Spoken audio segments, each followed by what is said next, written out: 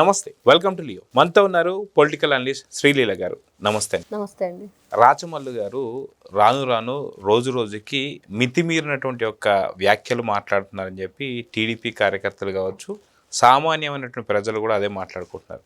వాస్తవానికి ఆంధ్రప్రదేశ్ గుండె అయినటువంటి యొక్క అమరావతి గురించి కూడా బొచ్చులో అమరావతి అన్నట్టు మాట్లాడడం అసలుకి ఎంత అసహ్యమైనట్టు మాటలు అంటే అలాంటి మాటలు. ఇప్పుడు అది తీసి పక్కన పెట్టి నారా లోకేష్ గారు విజయమ్మకి బర్త్డే సందర్భంగా విషెస్ చెప్పినందుకు వాళ్ళ కుటుంబంలో చిచ్చు పెడతానికి విషెస్ చెప్పామని చెప్పి మాట్లాడుతున్నారు.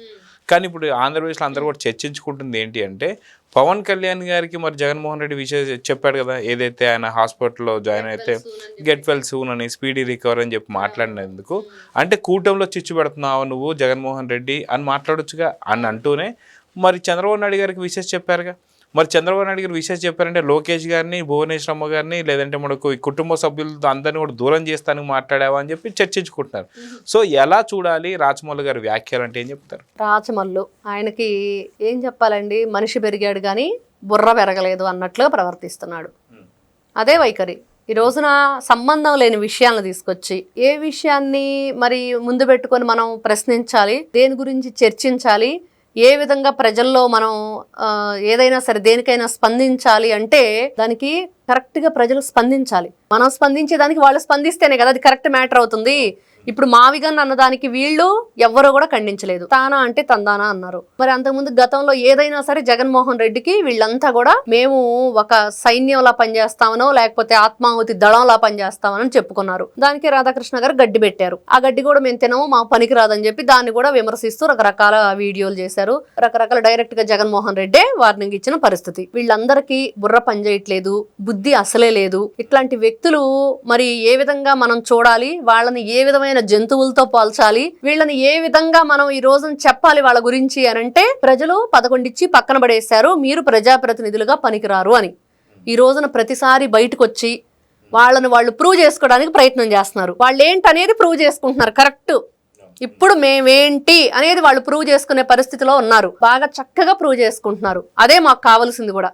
మీరు ఇలానే మాట్లాడండి, మీరు ఏ విధంగానే ప్రూవ్ అవ్వండి. ఏంటి మేము ఇదేను, మా లోపల ఒరిజినాలిటీ అనేది ఒకటి ఉండి చూడండి, అది ఇదే కరెక్ట్ గా.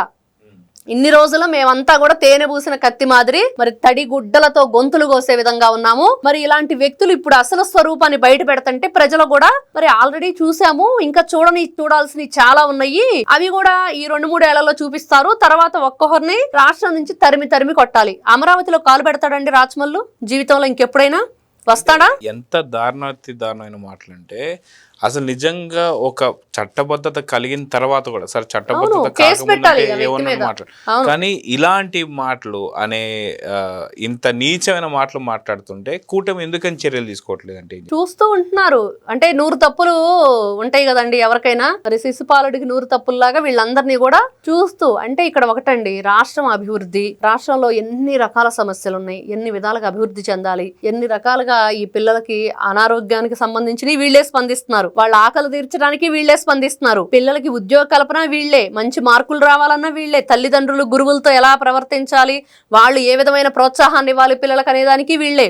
అన్ని విధాలుగా వాళ్ళై మరి ఇంటికి పెద్ద కొడుకు అంటే రాష్ట్రానికే పెద్ద దిక్కులాగా వాళ్ళు మారి ఈ రోజున కూటమి ప్రభుత్వం కానివ్వండి, విద్యా ఐటీ శాఖ మినిస్టర్ కానివ్వండి, ముఖ్యమంత్రి గారు, ఉప ముఖ్యమంత్రి గారు, మిగతా మినిస్ట్రీ అంతా ఏ విధంగా పనిచేస్తుందో మనం చూస్తున్న తర్వాత ఇట్లాంటి చీప్ ట్రిక్స్, చీప్గా మరి పాలిటిక్స్లో వీళ్ళు ఉన్నారు అన్న పదానికి కూడా ఇంకా వాళ్ళు తగరు.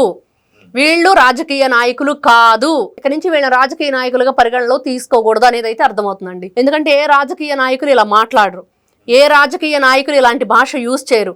ఏ రాజకీయ నాయకులు మేము వస్తే సినిమా చూపిస్తాము, మేమే స్క్రిప్ట్ రాసుకుంటాము, మేమే డైరెక్షన్ చేస్తాము, సినిమా చూపించటం మాత్రం ఖాయం, కూల్ చేస్తాం, వచ్చిన కంపెనీలని వెనక తిరిగి తరిమేస్తాము, ఇట్లాంటి మాటలు. మరి రాజకీయ నాయకులు ఇలాంటి మాటలు మాట్లాడతారా? నిజమైన రాజకీయ నాయకుడు అంటే ఏంటి, పార్టీ అంటే ఏంటి, దాని కట్టుబాట్లు ఏంటి? ఒక రాద్ధాంతాన్ని సిద్ధాంతంగా పెట్టుకున్న మీరు, చావుతో పుట్టిన పార్టీ, చావు మీద బ్రతుకుతున్న మీరు ఇట్లాంటి చావు తెలివితేటలు చూపిస్తుంటే చూస్తూ ఊరుకుంటారా ప్రజలు? ఖచ్చితంగా బుద్ధి చెప్పారు ఆల్రెడీ, ఇంకా గట్టిగా స్ట్రాంగ్ గా చెప్తారు. అంటే వాస్తవానికి ఇప్పుడు నిజంగానే మరి జగన్మోహన్ రెడ్డి అటు చంద్రబాబు నాయుడు గారికి విషయం చెప్పినందుకు వాళ్ళ కుటుంబంలో చిచ్చు పెట్టినట్టు చూడాలా, లేదా గెట్ వెల్ సూన్ అని చెప్పి పవన్ కళ్యాణ్ గారికి పెడితే ఇక్కడ కూటమిలో చిచ్చు పెట్టినట్టు చూడాలా? మరి నిజంగా రాజమౌళి గారు అన్నట్టు ఇటు లోకేష్ గారు వాళ్ళ ఇంట్లో చిచ్చు పెట్టారు విషయం చెప్పినందుకు అని చెప్పేసి అంటే ఇప్పుడు దీన్ని కూడా అంతే చూడాలి. మొన్న ఇదే రాచమల్లు బుద్ధి లేని ఏమనాలండి, ఆ వ్యక్తిని తిట్టాలనిపిస్తుంది కానీ కంట్రోల్ అనిపిస్తుంది ఇప్పుడు. అట్లాంటి వ్యక్తి ఏం మాట్లాడండి కొద్ది రోజుల క్రితం, అమ్మా షర్మిలమ్మ మా రాజశేఖర రెడ్డి కూతురువమ్మా, నువ్వు మా ఆడపిల్లవమ్మా, మేము కుక్కలమేమ్మా. మొన్న పాప షర్మిల కూడా మర్చిపోయింది ఈయన పేరు. ఎవరైనా కుక్కలమేనా ఒప్పుకున్నాడు కదా అని అడుగుతుంది. మరి ఈ కుక్కలను ఏమనాలండి? కుక్కలమని ఒప్పుకున్నాడు కదా. జాతిగల కుక్కలు అని చెప్పి జాతిగల కుక్కల ఏ నీతి లేదా? జాతి ఒక్కటే ఉందా అని చెప్పింది. ఏ జాతి అది? కుక్క జాతి ఇంకేదైనా జాతి ఉందా దాంట్లో? కుక్క జాతి అయితే కాదు, నేనైతే ఒప్పుకోనండి కుక్క జాతి అంటే మాత్రం. ఎందుకంటే కుక్కకి విశ్వాసం ఉండిద్ది. 2-3 రోజులు మనం వరుసగా టైం టు అన్నం పెడితే అది మన వెనకాలే వస్తుంది. ఎవరైనా మనల్ని ఏమన్నా అంటే వెంటనే అది రియాక్ట్ అవుతుంది. కానీ వీళ్ళు అలా కాదు. మరి అదే రాజశేఖర రెడ్డి కూతురు మీద అంత ప్రేమ చూపించిన ఈ రాచమల్లుకి మరి ఆ రాజశేఖర రెడ్డి గారి భార్యకి విష్ చేస్తే ఎందుకండి ఇంత బాధ వస్తుంది? ఇప్పుడు కూతురుకో న్యాయం భార్యకో న్యాయం కాదు కదా.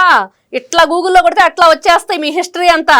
మీరు ఎప్పుడు ఏ విధంగా ఎలా స్పందించారు, ఏ మాటలు మాట్లాడారు, ఆ మాట అడిగితే ఇంకా బొత్స సత్యనారాయణ బోర్ నేర్చాడు ఎక్కెక్కి, ఉన్న మాట అంటే ఉలికెక్కు అన్నట్లుగా ఎక్కెక్కి ఏడ్చాడు. మరి ఇప్పుడు ఈ రాచమల్లు ఎలా ఏడుస్తాడో చూడాలి. ఎందుకు గడియకో మాట పూటకో వేషం కడుతూ మీరు ఎందుకు ఈ పగటి వేషాలు వేస్తున్నారు? సేమ్ స్క్రిప్ట్ మనం చూస్తున్నాం. జస్ట్ పొద్దున్న వచ్చేసి లక్ష్మీపార్వతి గారు మాట్లాడారు, ఇప్పుడు రాజమౌళి గారు, వీళ్ళిద్దరు ఏంటి? అందరికి ఒకటేనంట, అందరికి ఒకటే స్క్రిప్ట్ అంటండి.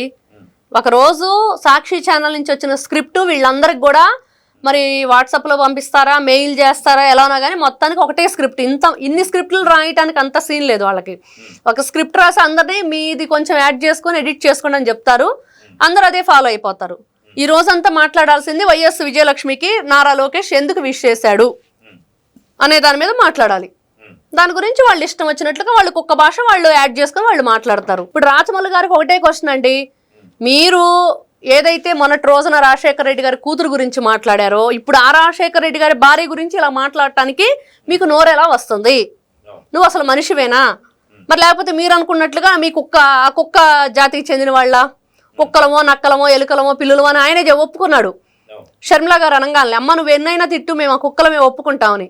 మరి ఒప్పుకుంటున్నారా? ఈ రోజున ఒప్పుకోవడానికి కుక్కలు ఒప్పుకోవట్లేదంట, ఏ జంతువు ఒప్పుకోవట్లేదంట. ఇప్పుడు అన్నిటికీ కొన్ని విలువలు ఉన్నాయి, మాకు బిడ్డల మీద ప్రేమ ఉంది, మాకు అన్ని మాట్లాడటమే తెలియదు కానీ అన్ని విధాలుగా మేము హావభావాలు వ్యక్తం చేస్తామని. మరి అలాంటి జంతువులు కూడా ఈ రోజున మిమ్మల్ని చూసి చీదరించుకుంటున్నట్లుంటే మరి మీ బ్రతుకేంటి, మీరేంటి, మీ పార్టీ ఏంటి? ఇంత నీచమైన ఇలాంటి బ్రతుకు బతకపోతే ఏమైద్దండి? వీళ్ళు ఇంకా ఎందుకు బ్రతకాలి? దేనికోసం బ్రతకాలి? మీరు ఎవరో రాసిచ్చిన మాటలు మీరు ఈ విధంగా మాట్లాడుతూ మైకుల ముందు కూర్చొని ఎందుకు, దేనికోసం? రాజకీయం అంటే ఏంటి? ఆ రాజకీయ చరిత్ర అంటే ఏంటి? ఆ పదానికి ఉన్న అర్థాలనే మారుస్తూ ఇంత అర్థం లేకుండా బ్రతుకుతున్న మీ బ్రతుకులు ఏం చేయటానికి?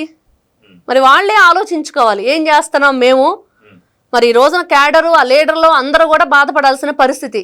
జగన్మోహన్ రెడ్డి గారు మరి చూస్తే ఎక్కడా కూడా స్క్రిప్ట్లో ఉన్నది చదవడు, ఆయనకి ఏ భాష సరిగ్గా రాదు, అన్నిట్లో కూడా వీక్ అంటాడు. మరి అట్లాంటి వ్యక్తి గురించి ఏం చెప్పుకోవాలి? మరి ఇవన్నీ కూడా వీళ్ళ నీచమైన చరిత్రకి వీళ్ళంతా ప్రతిబింబాలుగా ఈ రోజున కనిపిస్తూ ఉన్నారు. ఎప్పటికప్పుడే వాళ్ళని ఇలా ఇంకా బాగా ప్రూవ్ చేసుకోండి, 100కి 100 మార్కులు సంపాదించుకోండి, ప్రజల దగ్గర చీగొట్టించుకోండి అనేదైతే మనం చెప్పగలుగుతాం. సో చూద్దామండి, ఖచ్చితంగా విషెస్ చెప్పినందుకు కూడా ఇలాంటి కుట్రకోల మాటలు మాట్లాడుతున్నారంటే అదిగాక అమరావతిపై అలాంటి అసభ్యకర వ్యాఖ్యలు చేసినందుకు కఠినమైన శిక్షలు అయితే పడాలని కోరుకుందాం. నమస్తే. నమస్తే అండి. Please subscribe to Leo News for more videos.